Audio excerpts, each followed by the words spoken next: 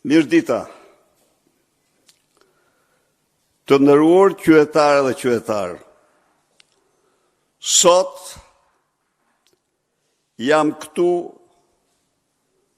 për deklaratën e antarit e deputetit të Parlamentit Evropian, Tomas Zdechovski, i cili deklaroi dje, denoncoi dje në një nga mediat e Tiranës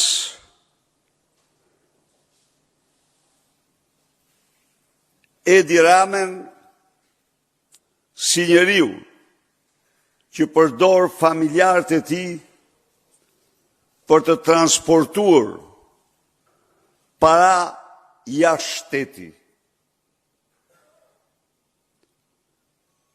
Kjo deklarat dhe zoti Zdechovski thekson se ne po ndjekim parat, po ndjekim pra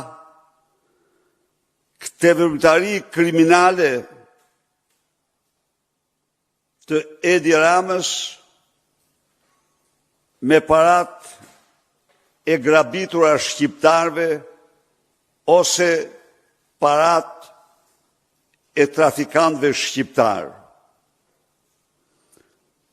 Kjo deklarat në Parlamentin Evropian është bërë vetëm për diktator të tipit Gheddafi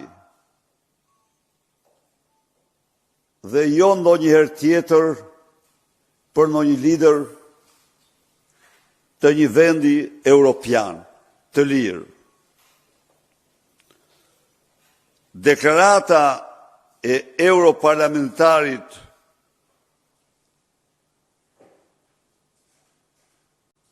në mediat shqiptare është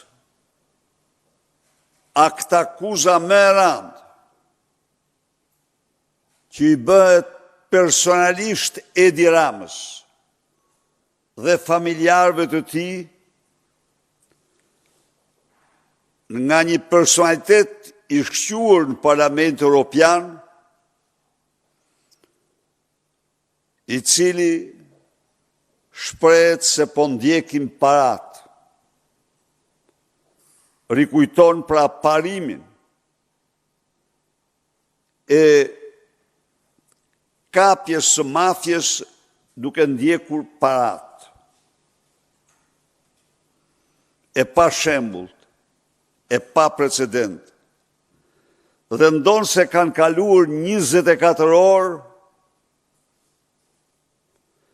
Edi Rama nuk ka hapur gojën, ka heshtur si fia e barit. Për deklaratën e dhënë gazetarit të mirënjohur Flavio Qarri, në emisionin e tij të mëngjesit, europarlamentari Tomas Zdechovski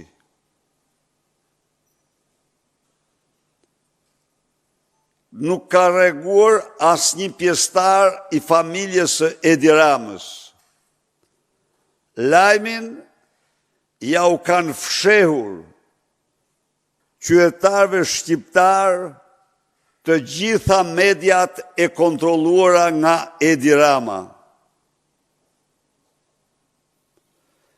Imagjinoni ju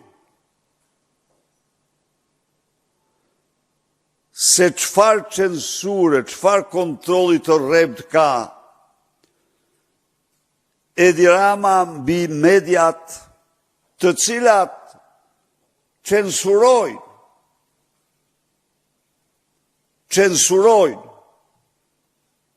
akuzën publike të një europarlamentari të njohur, i cili deklaron haptas se ai përdor familjen e tij për të çuar para jashtë shteti. Ju shtroj këto pyetje. Së pari, Edi Rama si them se nuk mundet me heshtjen tënde të kapërcesh këtë akuzë të rëndë. Kurse si, por kunrazi me heshtjen e bën dhe shumë më të besueshme. Kjo heshtje 24 orë nga një lajm i tillë i cili në të gjithë mediat e mëdha do të përbënte bombë të botës, do përbënte një bombë të vërtet, hesht si fia e barit. Heshtja turpron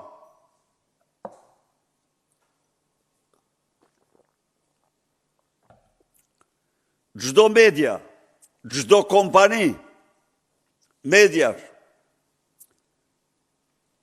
të cilat censurojnë në një akt jo miqësor ndaj qytetarëve, por në një akt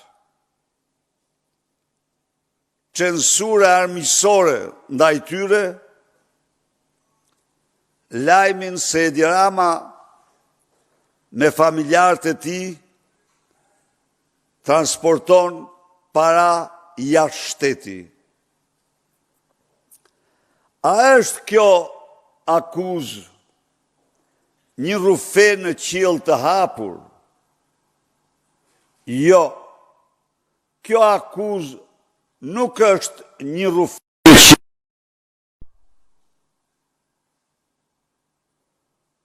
Kjo akuzë vjen pas një seriali akuzash të bëra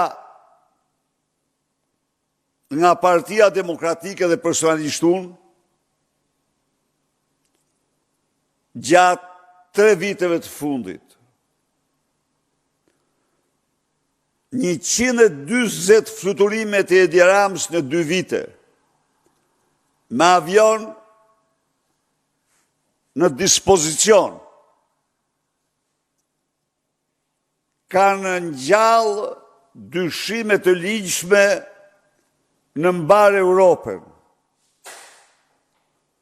Në prononcime të mia të përsëritura, Rama ka marrë një mesazh të qartë, është një shumë fort, që nëse nuk do të ketë zgjedhje të lira ndeshme dhe të adresoj problematika e ngritura nga partnerët evropianë, do të ketë pasoja për Edi Ramën dhe për familjen e tij. Can I ask you if it's politically correct to elaborate what does it mean for him and his family, consequences? Because we know that he really used his family to take some money abroad, and we are following the money also.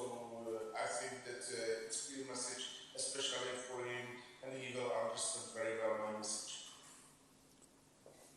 dëshroj dhe uroj që mediat mos e censurojnë këtë deklaratë bombë të një autoriteti të vërtet në Parlamentin Evropian, ndaj dhe i lutem zyrës shtypit t'ja u dërgoj pa përjashtim të gjitha mediave, me shpresë se do të heqin dorë nga censura e një lajmi për cilin është i interesuar çdo shqiptar i ndershëm pavarësisht nga përkatësia partijake. Tani, kemi denoncuar dyshimet shumë të mëdha që ekzistojnë në përdorimin e Ismailit, avionit taksive e Edi Ramës për transportin me baule diplomatike të ngarkesave të eurove dhe kokainës. Pra, jemi si me Shqipti, në një narkoshtet që me tentakurat e ty e ti.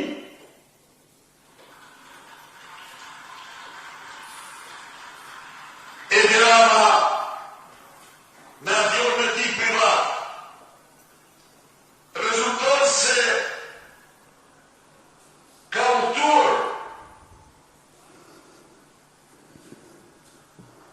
të gjerë në 7 herë më shumë se çdo kryeministër në Europë, në Azi, në Afrikë, në Oqeani. Çfarë janë të udhime? Ja një pjesë për punë. Të tjerat janë udhime transporti. Gjërësisht thuhet se me adime i Ismailit e ti, si ka hullë emrin e Ismail Gjemalit ky, hajdut që ka vetëm vetër shok histori. Transportohen tolerata drogë, transportohen tolerata ero të vjedhura, transportohen tolerata narko-euro. Ndaj dhe në 18 muaj, 140 udhime. Ndaj dhe Evropë të rënë balla për shkatruar timësi në mënyrë që të mos jenë në gjurë të këto udhimeve. Po ja pra të këtu, sa i dohetohet për setin për këtë udhimi. Dhe miqtë e mi, ka një statistikë të të mërshme. Thonë se nga Shqipëria nisën valide diplomatike më shumë se nga 30 vendet marrës bashku. Kjo sepse valide diplomatike të Ismailit transportojnë drogë, drogë.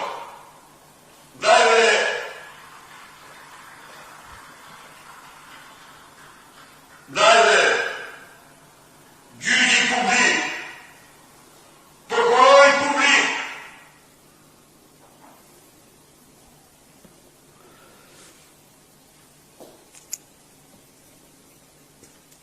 Partia Demokratike nuk është mjaftuar me kaq. Partia Demokratike ka paraqitur kërkesën për komisionin hetimor parlamentar për këtë çështje, si një çështje themelore. Dhe Edi Rama e ka refuzuar në mënyrë kategorike komisionin. Ka të dhëna tronditse, ka të dhëna që provojnë transportin e parave, ka të dhëna që faktojnë se valixhet diplomatike të qeverisë shqiptare me Ismail dhe pa Ismail janë numerikisht më të shumta se të gjitha valixhet diplomatike të Europës. Ju keni konstatuar. Ambasadat tona të implikuara në transport e droge. Pra, por deklarata bombë e europarlamentarit çek është një kontribut madhor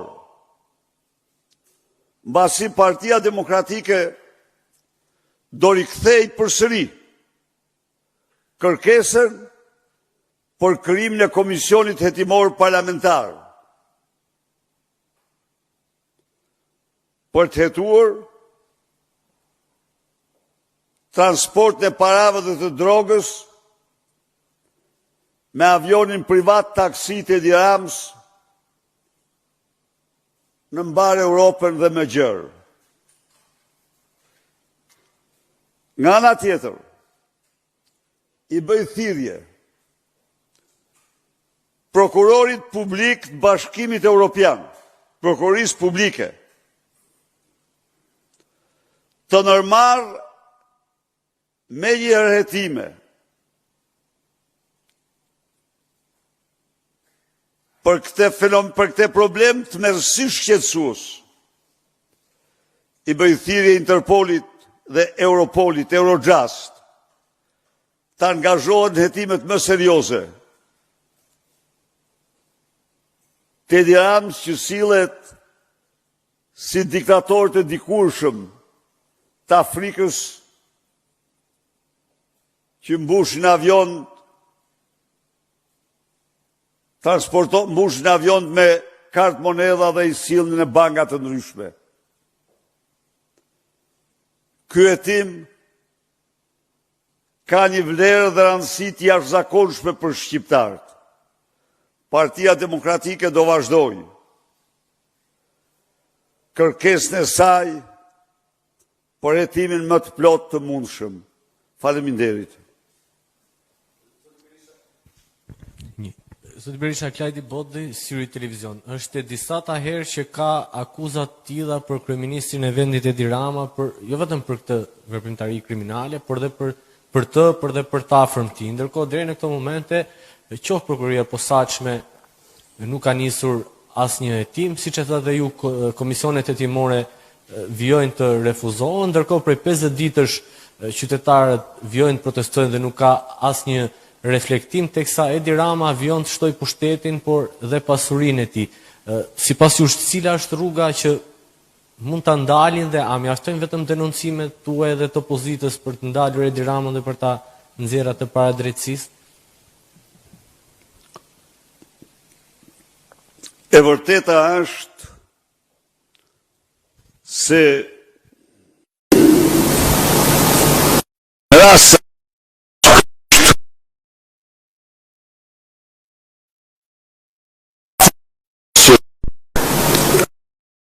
si që Shurreli me sarajet 730 metra të gjata, me kopshtin apo parkun 8400 metra, skandali me Gonigal, ku Edi Rama citohet 14 herë në dosjen gjyqësore të Washingtonit. Në rast se ndalemi në Xibrakën dhe rolin e Olsi Ramës, në dosjen Balluku, e cila 60% është i Edi Ramës, në deklaratat e Geron Meçës, sipas të cilave lindja e Shurrelit bën ligjin në Aksh,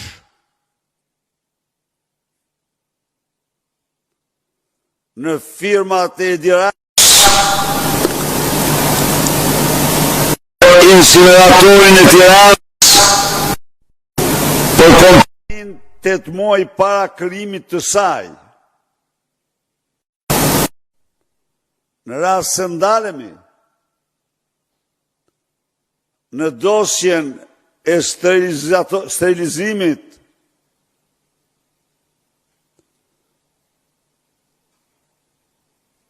në të cilën Ogerta është dhe Rama janë po aq bashkëfajtor sa Beqja, në mungesë e 130 milion euro të djegësit të Tiranës.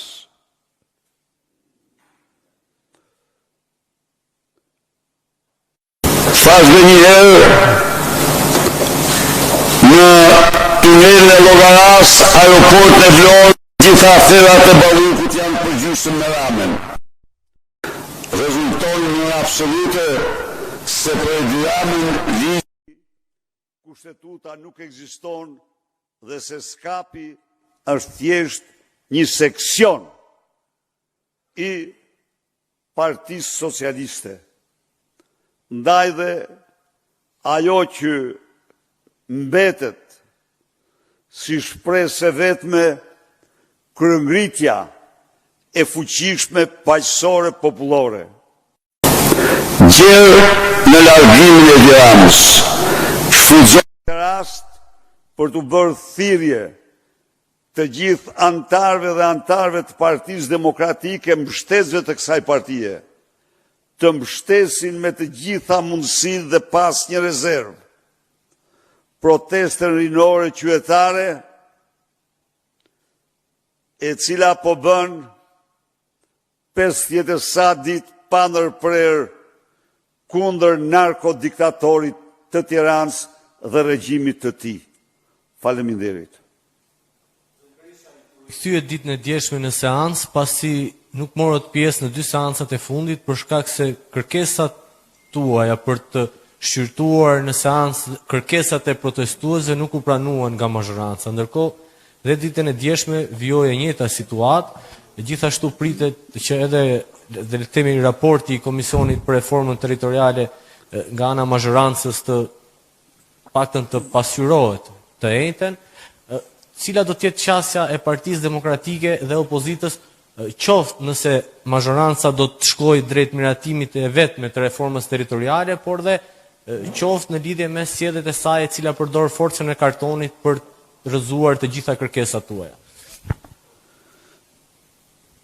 E vërteta është ajo që thoni ju,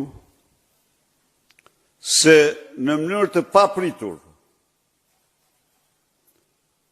Edi Rama urdhroi ndërprerjen e një procesi. Në vazhdim, për të cilin palët ishin plotësisht dakord të kërkojë shtyrja, mbasi nuk kishte përfunduar